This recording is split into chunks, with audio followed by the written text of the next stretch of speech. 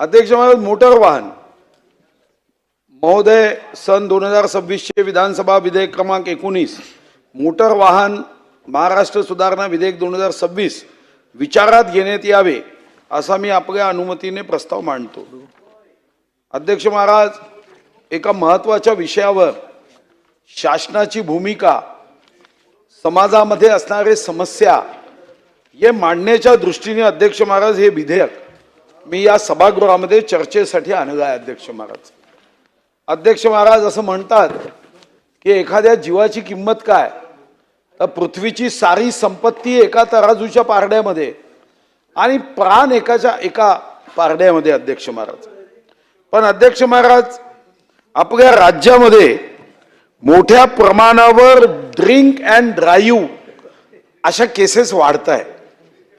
सन 2024 मध्ये महाराष्ट्रात 50,261 केसेस, सन 2025 मध्ये 70,914 केसेस आणि मे 2026 अखेर जो आकडा आम्हाला प्राप्त झाला अध्यक्ष महाराज तो 37,024 केसेस। अध्यक्ष महाराज, जगामध्ये एका मृत्यूची किंमत अतिशय गंभीरपणे केली जाते। सान फ्रान्सिस्को मध्ये 6 व्यक्ती एका ब्रिजवर मृत्युमुखी पडले म्हणून 1200 कोटीचा नवीन ब्रिज बांधला, कारण ती जीवाची किंमत आहे। अध्यक्ष महाराज, एक व्यक्ती जातो तेव्हा कुटुंबाचा आधार जात नाही, कुटुंबाचं नुकसान होत नाही। राज्याच्या जीएसडीपी मध्ये, ग्रॉस स्टेट डोमेस्टिक प्रॉडक्ट आणि जीडीपी मध्ये सुद्धा त्याचा दुष्परिणाम होतो। अध्यक्ष महाराज, आणि महाराष्ट्रामध्ये जेव्हा आपण विचार केला 2024 मध्ये रस्ते अपघातात 15,674 लोकांचा अध्यक्ष महाराज मृत्यू झाला, जे सरकारचे आकडे अध्यक्ष महाराज। यामध्ये अध्यक्ष महाराज, आज याचा जेव्हा विचार करतो आपण तेव्हा 15,000 पेक्षा जास्त लोक मृत्युमुखी तर पडलेच, पण अध्यक्ष महाराज ज्यांना सिरियसली इंज्युअर्ड ऍक्सिडेंट आहे ते 22,251 आहे। एकूण अध्यक्ष महाराज माझ्याकडे जो आकडा आहे 36,084 अपघात हे अध्यक्ष महाराज महाराष्ट्रामध्ये झाले। अध्यक्ष महाराज, दारू पिऊन गाडी चालवणारा, म्हणजे एकदा मी दारू दुकानाचं नाव, तुम्ही कधी प्रेमसन समरसन्स या रस्त्यावर जाल, मोक्ष वाईन शॉप दुकानाचं नाव आहे। अरे बाबा, तू घे ना मोक्ष, पण तुझ्या दुकानातून पिऊन लोकांना मोक्ष देण्याचं पाप का करतोय? कधी तुम्ही प्रेमसन समरसन्स का रस्त्याने जा अध्यक्ष महाराज, आणि दारू पिऊन हिट अँड रन या केसेस तुम्हालाही माहिती आहे अध्यक्ष महाराज।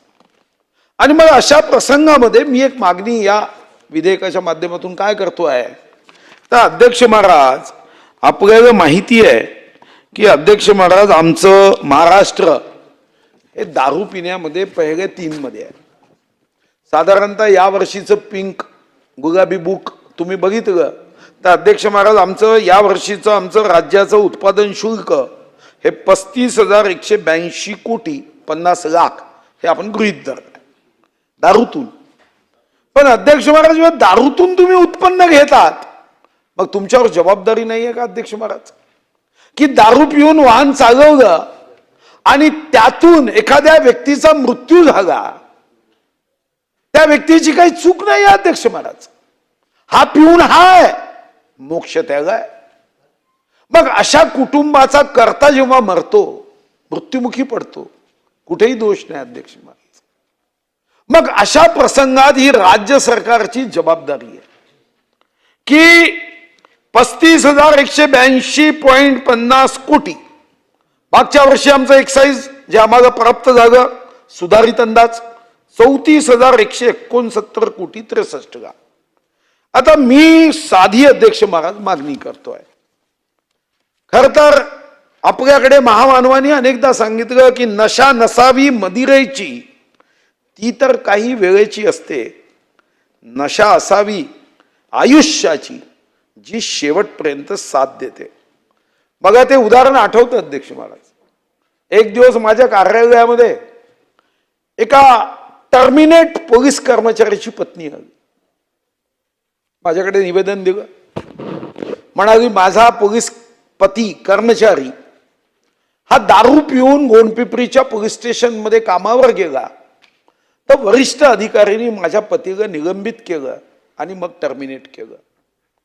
तर मी सहज म्हणालो, ओ ताई, तुमचे पतिदेव जर दारू पिऊन पोलीस स्टेशन मध्ये जातील तर टर्मिनेट तर होणारच आहे. पण तिने अतिशय निष्पाप भावनेने मला प्रश्न केला की माझ्या पतीने दारू पिली म्हणून तुम्ही टर्मिनेट केलं, मग जे सरकार दारू विक्रीचे लायसन्स देते त्या सरकारला टर्मिनेट का नाही करत? माझ्याकडे उत्तर नव्हतं. म्हटलं ताई मी काय उत्तर देऊ, सरकारच दारू विकताय, लायसन्स देत आहे, बार काढताय, 35,000 कोटीची कमाई करताय. मी तिथून स्पीकर फोनवर स्वर्गीय RR पाटलांना प्रश्न केला. माझे मित्र होते, प्रेम करायचे. मी म्हणते ही महिला मला असा प्रश्न विचारताय की मी दारू पिली, आता मात्र पिणार नाही अशी प्रतिज्ञा घेताय, पण हिच्या पतीला टर्मिनेट केलं आणि ही प्रश्न विचारताय की दारू पिणं वाईट आहे, तर मग सरकार समाजाला दारू प्यायला का लावतं, का दुकान देतं? स्वर्गीय RR पाटील म्हणाले, सुधीर भाऊ याचं उत्तर माझ्याकडे नाही आहे, पण तुम्ही पुढच्या आठवड्यात तिच्या पतीला निवेदन घेऊन या, मी तिचं टर्मिनेशन मागे घेऊन पुन्हा कामावर घेतो. आणि खरंच त्यांनी कामावर घेतलं आणि तो पोलीस आता मात्र दारू पित नाही. अध्यक्ष महाराज, खरं तर संविधानाची दारूची तरतूद आहे. अध्यक्ष महाराज, राज्य धोरणाच्या मार्गदर्शक तत्व, directive principle of state policy, आपण राज्यघटनेच्या कलम संविधानाच्या भाग 4 मधील कलम 47 मध्ये म्हणतो की विशेषतः राज्य अंमली पेय सेवनावर बंदी घालण्याचा प्रयत्न करेल, ही नैतिक जबाबदारी आहे. पण आज अध्यक्ष महाराज, जो दारूचा खंबा घेऊन जातो तोही मोठी भाषणं करतो, अरे महाराष्ट्र की अर्थव्यवस्था तो मेरे खंबे पे खड़ी है. आता महाराष्ट्राची अर्थव्यवस्था यांच्या खंब्यावर खडी आहे. गुजरातमध्ये दारू विकल्या जात नाही, पण गुजरात महाराष्ट्राच्या सोबत स्पर्धा करते, पण आमच्या राज्यात आमची अर्थव्यवस्था खंब्यावर उभी आहे. आणि मग अशा प्रसंगात काय दोष आहे अध्यक्ष महाराज? माझ्या मतदारसंघात बल्लारपूर ते कोठारी जाताना रस्त्यावर एक पती आपल्या मुलाला ताप आला म्हणून अध्यक्ष महाराज जात होता, त्याला डॉक्टरला दाखवायचं होतं. तिकडून एक दारू पिऊन ड्रायव्हर ट्रक घेऊन येत होता, नशेमध्ये गाडीचं स्टेअरिंग हलतंय आणि तो व्यक्ती जागेवर मेला. दोष आहे अध्यक्ष महाराज त्याचा? अध्यक्ष महाराज, त्याची काय चूक आहे?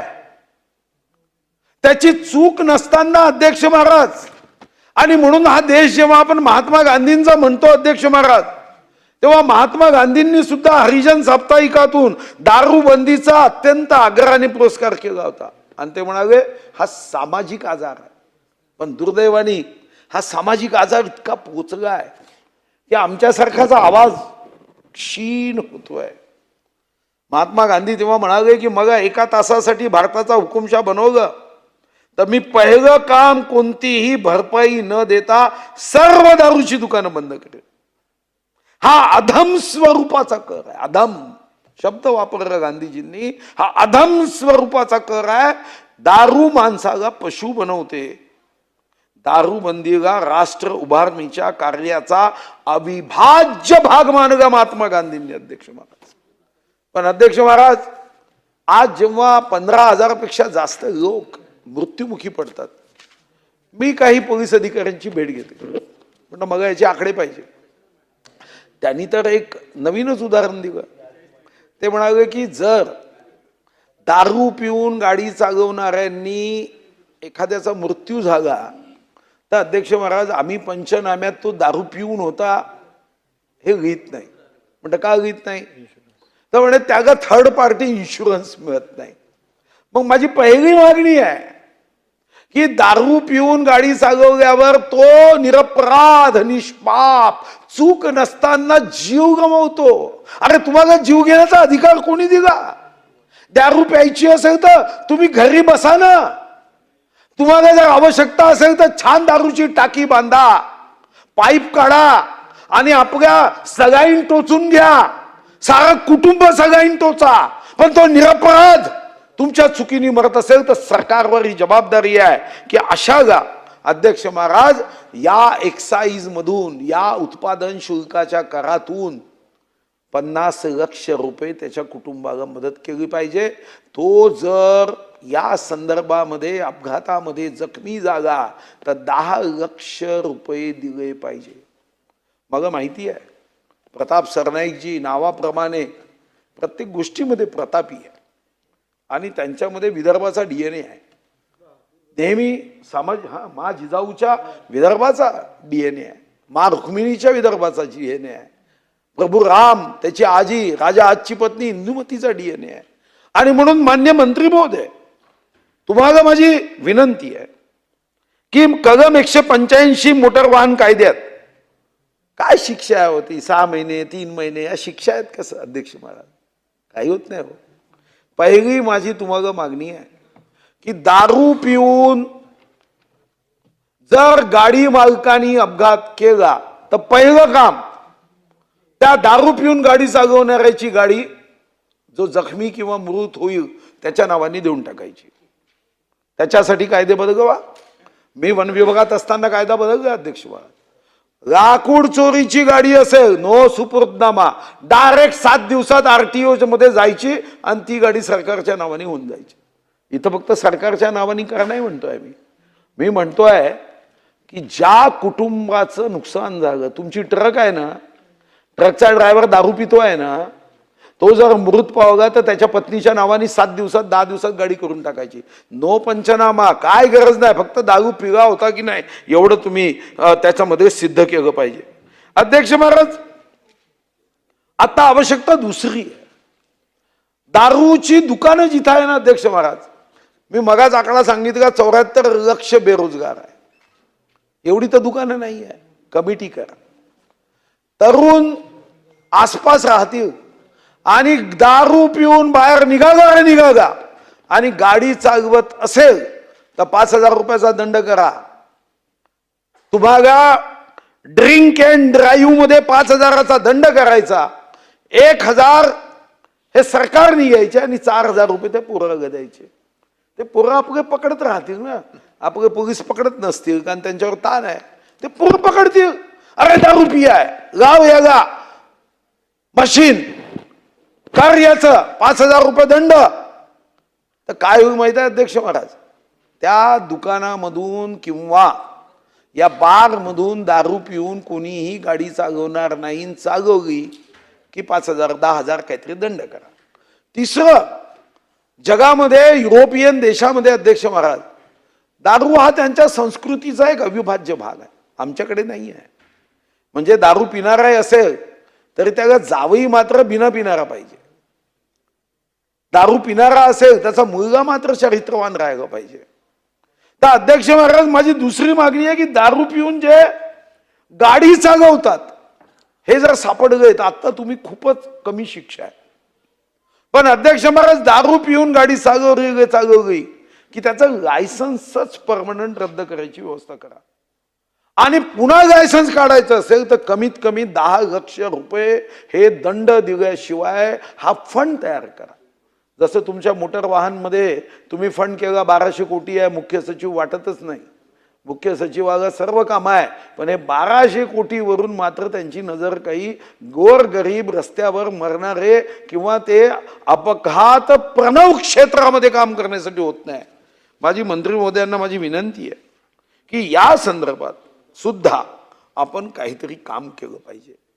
आणि म्हणून माझे स्पेसिफिक जे प्रश्न या चर्चेच्या माध्यमातून आहे की नंबर 1, दारू पिली, गाडी चालवली, लायसन्स रद्द करा, पुन्हा नवीन लायसन्स पाहिजे, 10 लाख द्या. नंबर 2, ती गाडी ज्या गाडीचा ड्रायव्हर दारू पिऊन आहे, ती गाडी ज्या कुटुंबावर 15,000 लोक मरतायत, 70% दारूतून अध्यक्ष महाराज अपघात होतात, तुम्ही ती गाडी त्याच्या नावाने करून टाका, त्या कुटुंबाच्या नावाने, विचारायला काही व्यवसाय होईल. नंबर 3, एवढा मोठा एक्साईज तुम्ही जमा करता, दारूचा पैसा आहे 35,182 कोटी, 50 लाख रुपये गाडी दारू पिऊन चालवली आणि समोरचा व्यक्ती गरीब मेला, शेतकऱ्याच्या बंडीवर गाडी जाते. काय चूक आहे अध्यक्ष महाराज? बैल मरतो, माणूस मरतो, त्यालाही ताबडतोब 50 लक्ष रुपये हे देण्याचा नियम, शासन निर्णय, GR काढा. काही लोक त्रास देतील अध्यक्ष महाराज, मला जाणीव आहे, पण माननीय मंत्री महोदय धडाकेबाज निर्णय घेणारे मंत्री. कधी ऑटो रिक्षावाल्यांना मराठी भाषा शिकलीच पाहिजे असा निर्णय करतात, कधी अध्यक्ष महाराज मोठ्या मोठ्या कंपन्यांचा दबाव असतानाही मागच्या अधिवेशनात मी बघितलं, त्यांनी सांगितलं की आता नवीन परमिट दिलं जाणार नाही. मी सहज मंत्री महोदयांना म्हणालो, साहेब दबाव येईल. ते म्हणाले माझ्यावर कोणीही दबाव आणू शकत नाही. असा एक जानदार शानदार नेता म्हणून आम्ही त्यांच्याकडे पाहतो. जर उद्योगपती त्यांच्यावर दबाव आणू शकत नाही तर मग वित्त सचिवही दबाव आणणार नाही असा माझा साधारणतः समज आहे. हा समज त्यांनी खोटा ठरवू नये. त्यांनी घोषणा करावी, यापुढे दारू पिऊन गाडी चालवल्यावर समोरच्याचा मृत्यू झाला तर त्याला 50 लक्ष देऊ, बाकी आपण एकत्र पाहू ना काय होईल. ते छापील उत्तर लिहून देतात, कॅबिनेटमध्ये चर्चा होते अशासकीय विधेयकाची, त्याच्यावर एक छापील उत्तर दिलं जाते, गोड गोड उत्तर दिलं जातं अध्यक्ष महाराज. पण त्या गोड उत्तरामध्ये भाव मात्र कडू असतो अध्यक्ष महाराज. कडू भावाने आपण उत्तर देऊ नका. प्रतापजी, 15,000 लोकांपैकी 70% लोक या माध्यमातून जे मृत्युमुखी पडतात त्या कुटुंबाचा आशीर्वाद घ्या. प्रतापजी, मी तुम्हाला विश्वासाने सांगतो, मला माहीत नाही, पण आज जेव्हा तुम्ही उत्तर द्याल तेव्हा चित्रगुप्त सुद्धा पेन हातात घेऊन, वही हातात घेऊन बसला आहे. तुमच्या नावाने उत्तम CR देण्याची त्यांची इच्छा आहे. ती संधी मी तुम्हाला देतोय. त्या संधीचं सोनं करा. सोनं खरेदी करण्यावर बंदी आहे, पण सोन्यासारखं उत्तर देण्यावर बंदी नाही. तुम्ही निश्चितपणे सोन्यासारखं उत्तर द्याल आणि मी जे 3 मुद्दे मांडले त्याला सकारात्मक उत्तर देताना सर नाईक या नावाला सार्थक ठरवाल. खूप खूप धन्यवाद. अध्यक्ष महोदय, या सभागृहातील ज्येष्ठ सदस्य श्री सुधीरभाऊ मुनगंटीवार यांनी विधानसभा विधेयक 2026चे विधानसभा विधेयक क्रमांक 19 मोटर वाहन सुधारणा विधेयक मांडलेले आहे आणि त्यांच्या माध्यमातून अनेक माहिती त्यांनी ह्या सभागृहाला दिलेली आहे. त्याचबरोबर आमचे मित्र अभिजित पाटील यांनी सुद्धा ज्या काही समस्या त्यांच्या समोर घडलेल्या आहेत आणि त्याविषयी सुद्धा माहिती दिलेली आहे. खरं तर सुधीर भाऊ असे विधेयक मांडत असताना ह्या खात्याचा मंत्री म्हणून नव्हे तर ह्या विधिमंडळाचा जबाबदार सदस्य आणि त्याबरोबर या भारताचा नागरिक म्हणून तुमच्या सगळ्या भावनांशी मी 100% सहमत आहे.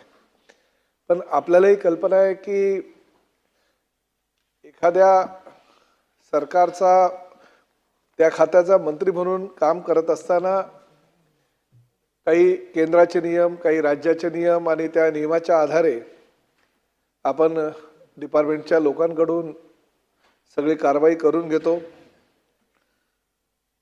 वस्तुस्थिती आहे की आपल्या राज्यामध्ये अपघातांमध्ये जे मृत्युमुखी पडलेले त्यांचं संख्या जी आहे 15,674 आहे आणि देशातील संख्या ही 1,50,000च्या वर आहे.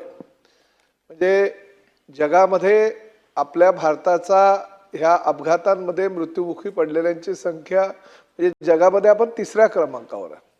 हे खरं तर आपल्या देशाचं दुर्दैव आहे आणि त्यामुळे जास्तीत जास्त सुरक्षितता आपल्या वाहन चालकांना कशी मिळेल आणि जास्तीत जास्त ह्या राज्यामध्ये अपघातांची संख्या कमी होईल आणि जे अशा चुकीच्या पद्धतीनं गाड्या चालवतात, दारू पिऊन गाड्या चालवतात त्यांच्यावर कशी कारवाई करता येईल ह्यासाठी परिवहन खातं प्रामाणिकपणे प्रयत्न करत असतं. सुधीर भाऊंच्या सगळ्या बोलण्यातून एक गोष्ट जाणवली की त्यांचा रोग परिवहन खात्यापेक्षा उत्पादन शुल्क खात्यावर जास्त आहे. कारण 35 ते 36 हजार कोटी रुपये ह्या एक्साईजच्या माध्यमातून राज्याला मिळतात, परंतु तरी सुद्धा तो एक शासनाचा भाग आहे आणि गाडी चालवताना दारू पिणं आणि त्या दारू पिल्यामुळे अपघात होणं हे खरोखर भयंकर आहे. आजपर्यंतचा अनेक आपण वृत्तपत्रांच्या माध्यमातून आता तर वृत्तवाहिन्यांच्या माध्यमातून आपण सातत्यानं बघत असतो की इथे हा अपघात घडला, तिकडे हा अपघात घडला. एखादा मोठा सिने कलावंत असेल तर त्याला पहिल्या पानावर बातमी दिली जाते किंवा ब्रेकिंग न्यूज ती होते. किंबहुना ते त्याचं प्रकरण ड्रिंक अँड ड्राईव्हचं 15-20 वर्ष चालतं, मग त्याला त्या गुन्ह्यामध्ये शिक्षा काही प्रकरणात शिक्षा होते, काही प्रकरणात शिक्षा होत नाही, कारण कायदाच तसा आहे. ह्या कोर्टातून त्या कोर्टात, त्या कोर्टातून त्या कोर्टात असं चालत असताना ती चालत राहते. अध्यक्ष महोदय, खरं तर मोटर वाहन अधिनियम 1988 क्रमांक 185 अन्वये दारू पिऊन गाड्या चालवताना आढळल्यास आपल्या डिपार्टमेंटच्या माध्यमातून त्याचं लायसन्स ताबडतोब सुधीरभाऊ रद्द करण्यात येतं, निलंबित करण्यात येतं. त्यानंतर ते प्रकरण आपण कोर्टातही पाठवतो. परंतु ह्या सर्व सन्माननीय सदस्यांच्या भावनांचा विचार करून भविष्यामध्ये हे जुने कायदे आहेत, त्यामध्ये अजून काही बदल करता येईल का, ह्याकडे सुद्धा परिवहन मंत्री म्हणून लक्ष देणं मी माझं कर्तव्य समजतो. कारण हे सगळे अधिकार जे आहेत ते केंद्र शासनाचे आहेत. परंतु केंद्र शासनाचे अधिकारी आहे म्हणून राज्य शासनानं काहीच करायचं नाही, हे पण ते योग्य नाही. आपण आपल्या माध्यमातून केंद्र शासनाला जर त्या संदर्भात ह्या कायद्यामध्ये काही सुधारणा करण्याची विनंती केली तर निश्चितपणे त्यामध्ये सुधारणा होऊ शकते. आणि आपल्यालाही कल्पना आहे की केंद्रीय मंत्री आदरणीय नितीनजी गडकरी हे, मी जरी त्यांचा सहकारी असलो तरी सुधीर भाऊने जर एखादा शब्द त्यांच्याकडे टाकला तर ते कुठल्याही शब्दाला ना बोलत नाही, अशी परिस्थिती आहे. आणि त्यासाठी सुधीर भाऊ आम्ही तुमच्या सोबत राहू. मद्यप्राशनामुळे होणारे रस्ते अपघात आणि मृत पडणाऱ्या नातेवाईकांना किंवा जबर जखमी जर कोणी झालं असेल तर मोटर वाहन अधिनियमाचे 1988 कलम हिट अँड हँड रन अपघातात भरपाई देताना 2 लाख रुपयाची तरतूद आहे. आणि रस्ते अपघात निधीतून 50,000 रुपये जर जखमी कोणी असेल तर त्याला मिळाले जाते. आपलं म्हणणं आहे की ते 2 लाख रुपयाच्या ऐवजी ते 50 लाख करावं आणि जे 50,000 आहे त्याऐवजी 10 लाख करावं. परंतु तुम्हालाही तीच कल्पना आहे की ह्यापेक्षा खरं तर जबरदंड व्हायला हवा.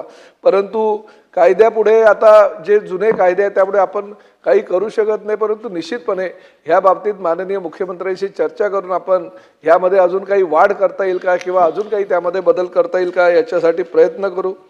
अनेक प्रयत्न आजपर्यंत ह्या परिवहन खात्याचा मंत्री म्हणून सुधीर भाऊ केलेला आहे. मला कल्पना आहे की MSRTC म्हणजे परिवहन विभागाचा मंत्री आणि त्याचबरोबर ST महामंडळाचा अध्यक्ष ह्या नात्यानं मला फार मोठ्या प्रमाणात जाणवत होतं की एखादा ड्रायव्हर दारू पिऊन गाडी चालवतो तेव्हा त्याच्या पाठीमागे एक मोटरसायकल असेल तर एक जण बसलेला असतो. जर कार चालवत असेल तर त्याच्या पाठीमागे अजून 3 जण बसलेले असतात, बाजूला एक जण बसलेला असतो. रिक्षा चालवत असेल तर त्याच्या मागे 3 जण बसलेले असतात. परंतु ST चालवत असताना त्याच्या पाठीमागे जवळजवळ 50 लोक बसलेले असतात. आणि त्यामुळे ST चालवत असताना कुठलाही ड्रायव्हर दारू पिऊन गाडी चालू नये यासाठी मी फार मोठ्या प्रमाणात अल्कोहोल टेस्ट त्यांची करतोय. एक आम्ही नवीन सिस्टीम आता आणलेली आहे की ज्या नवीन गाड्या आम्ही घेणार आहोत सुधीर भाऊ, त्या सगळ्या नवीन गाड्यांमध्ये आम्ही जास्तीत जास्त ड्रग ॲनालायझर यंत्र खरेदी करतोय. आणि त्याचबरोबर एक सिस्टीम अशी बसवतोय की जर ड्रायव्हर गाडीमध्ये STच्या गाडीमध्ये ड्रायव्हर म्हणून बसला तर जोपर्यंत त्याचं सत्यता आपण जाणवत नाही किंवा सत्यता बघत नाही की तो दारू पिऊन नाही बसलेला आहे, दारू पिऊन जर बसलेला असेल तर ST ती चालूच होणार नाही असं यंत्र आता सुधीर भाऊ आलेलं आहे. आणि नवीन येणाऱ्या आम्ही सगळ्या गाड्यांमध्ये ते यंत्र बसवतोय. आणि त्यामुळे अतिशय चांगली सुधारणा ST महामंडळाच्या गाड्यांमध्ये करत असताना ती खाजगी गाड्यांमध्ये सुद्धा कशा प्रकारे करता येईल आणि प्रामुख्याने बसेसमध्ये कशी करता येईल यासाठी आम्ही प्रयत्न करतोय. प्रत्येक वेळेस ड्रग सेवनामुळे होणारे जे अपघात आहेत या अपघाताला कुठेतरी जरब बसावी त्यासाठी वेगवेगळे आम्ही नवीन योजना आखतोय आणि त्या योजनांच्या आधारे हे प्रमाण कमी कसे होईल यासाठी प्रयत्न करतोय. अनेक योजना ह्या मांडत असताना सुधीर भाऊ निश्चितपणे ज्या वेळेस आपली गरज असेल त्यावेळेस आम्ही आपल्याकडे मदत सहकार्य मागतो आणि ते सहकार्य आपण करत असतात. परंतु शेवटी काहीही झालं तरी नियम हा केंद्र शासनाचा आहे आणि केंद्र शासनाचा नियम असल्या कारणाने केंद्र शासनाच्या परवानगीनं जर भविष्यामध्ये अजून याच्यामध्ये काही सुधारणा करता आली तर निश्चितपणे करू. पण परत एकदा आपल्याला सांगतो, आपल्या भावना अतिशय चांगल्या आहेत. ज्या आपल्या भावना त्याच भावना माझ्या पण आहेत. पण कायद्या पुढे कुणीही मोठा नसतो. जर कायदा बदलायचा असेल तर आपल्याला केंद्र शासनाचे आणि त्याचबरोबर माननीय मुख्यमंत्र्यांबरोबर या ठिकाणी आपण त्या कायद्यामध्ये काही बदल करता येऊन त्याचबरोबर ह्या सर्वसामान्य जनतेला जो जनता ह्या दारू पिऊन गाडी चालवण्यामुळे कोणी जर अपघात झाला असेल आणि त्याला त्रास झाला असेल तर त्याला काही जास्तीत जास्त सुविधा कशी देता येईल यासाठी आपण प्रयत्न करू. परत एकदा सुधीर भाऊ तुमच्याबद्दल मला एक कविता ह्या आमच्या सहकार्याने दिलेली आहे. जनतेचा विश्वास विकासाचा ध्यास, कर्तृत्वाने घडविला नवा इतिहास, चंद्रपूरची शान महाराष्ट्राचा मान, सुधीर भाऊंना मानाचा प्रमाण. त्यामुळे असे सुधीर भाऊ जसं अभिजितने सांगितलं की तुमच्यासारख्या सिनियर सदस्यांचे विचार ह्या सभागृहात मांडत असताना आमच्याही जे आमचे विचार असतात किंवा आमच्या ज्या भावना असतात किंवा आम्हाला ज्या ज्या काही भविष्यामध्ये आपल्याकडनं शिकायला मिळते ते फार महत्त्वाचं असतं आणि अशाच पद्धतीने आपण ह्या विचार सभागृहामध्ये मांडावे. परंतु तरीसुद्धा आपण जे विधेयक ह्या ठिकाणी मांडलेलं आहे ते विधेयक महत्त्वाचं जरी असेल तरी आजच्या परिस्थितीमध्ये त्यावर निर्णय होऊ शकत नसल्याकारणानं फक्त चर्चा होऊ शकते आणि आपल्या मार्गदर्शनाखाली आम्ही पुढेही जाऊ शकतो.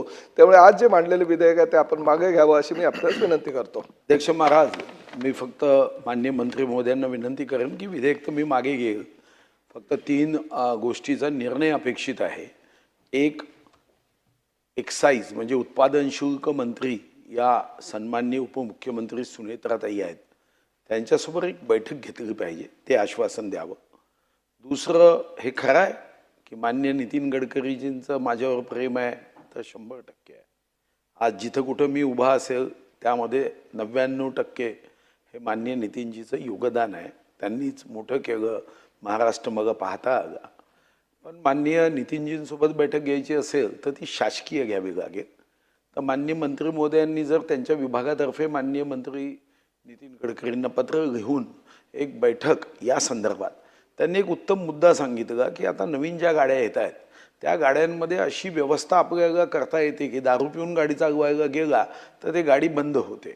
असं जर करता येणं शक्य असेल तर नाही खाजगी गाड्यांमध्ये, छोटी ट्रकमध्ये या जर मशीन आणल्यात तर आपले प्रश्न सुटेल. आणि तिसरं की गृह विभागासोबत आपल्याला एकदा बसावं लागेल, याचे पंचनाम्याची एक SOP करावी लागेल. आत्ता पंचनामे होताना अशी SOP केली जाते जे मग सन्माननीय सदस्य म्हणालेत किंवा तुम्ही आपणही म्हणालात की खरंच म्हणजे ती हाल पाहणं नाही होत की तो अपघात झाला आहे, त्याच्या दवाखान्यात पैसे दिले जात नाही, काहीच चूक नाही. म्हणजे चूक झाल्यावर एखाद्याच्या नशिबात वाट्याला दुःख आलं मी समजू शकतो. निष्पाप, काही घेणं देणं नाही, घरी कच्चे बच्चे आहे आणि तो बिचारा कामावर चालला आहे, हातात डब्बा आहे, मागून ट्रक आली, दारू पिऊन चालवत आहे, त्याला मारलं, डब्बा बायकोनी कष्टाने केलेला, डोक्यावर पदर घेऊन केलेला, डब्याचं अन्न खालती पडलं आहे आणि त्याला ॲडमिट करताना पुन्हा नियम की तो जवळपासच्या खाजगी दवाखान्यात गेला तर त्याला पैसे देता येत नाही. आणि म्हणून पंचनाम्याची SOP करणं, या 3 गोष्टी अपेक्षित आहे की माननीय सुनेत्राताई पवारांसोबत एक बैठक, माननीय गडकरी साहेबांसोबत एक बैठक आणि पंचनाम्याच्या SOP याबद्दल माननीय मंत्री महोदयांनी स्पष्ट जर उत्तरामध्ये आश्वस्त केलं आणि ते आश्वस्त करतील मग मी माझं विधेयक मागे घेतो. अध्यक्ष महोदय, सन्माननीय सदस्य सुधीर भाऊंनी मला विनंती केलेली आहे की उपमुख्यमंत्री आदरणीय सुमित्राताई पवार यांच्याबरोबर एक बैठक करावी. मला असं वाटतं की त्यासाठी काय माझी पण आवश्यकता नाही. सुधीर भाऊंनी जरी त्या संदर्भात त्यांना सांगितलं तरी ते होऊ शकेल. तरी सुद्धा या संदर्भात ज्या भावना सभागृहामध्ये आदरणीय सुधीर भाऊंनी व्यक्त केलेल्या त्यांच्या कानावर मी सोमवारीच अधिवेशनाच्या पुढील आठवड्याच्या पहिल्या दिवशी घालेल आणि त्यांच्याकडनं वेळ घेऊन सुधीर भाऊंना ती वेळ कळवेल. दुसरा महत्त्वाचा मुद्दा त्याने उपस्थित केला आहे की केंद्रीय मंत्री नितीनजी गडकरी यांना या संदर्भात आपण खात्यातर्फे पत्र दिलं जाईल का. ताबडतोब आजच्या आजच मी माझ्या खात्याच्या लोकांना सांगून सोमवारीच नितीन भाऊंकडे ते पत्र कसे पोहोचेल आणि मेल सुद्धा त्यांना करण्यात येईल आणि मग त्यांच्याकडनं बैठक कधी घ्यायची ती जबाबदारी मी तुमच्यावरच सुधीर भाऊ घेतो, कारण पत्र तर माझं सोमवारी गेलेलं असेल. आणि तिसरा महत्त्वाचा प्रश्न आहे की त्यांनी SOP बनवायला सांगितले परंतु ते माझ्या अखत्यारीत नाही आहे सुधीर भाऊ, ते गृह विभागाच्या अंतर्गत आहे. त्यामुळे आपण दोघंही माननीय मुख्यमंत्र्यांनी त्या संदर्भात विनंती करूया. महोदय, हे विधेयक मागे घेण्यास मी सभागृहाची अनुमती मागतो. प्रश्न असा आहे की मान्य सदस्यांना हे विधेयक मागे घेण्यास अनुमती आहे काय? अनुकूल असतील त्यांनी होय म्हणावे, प्रतिकूल असतील त्यांनी नाही म्हणावे. होयचे बहुमत आहे, होयचे बहुमत आहे. अनुमती देण्यात आली. महोदय, मी विधेयक मागे घेतो. सन 2026 चे विधानसभा विधेयक क्रमांक 19 मोटर वाहन महाराष्ट्र सुधारणा विधेयक 2026 मागे घेण्यात आले.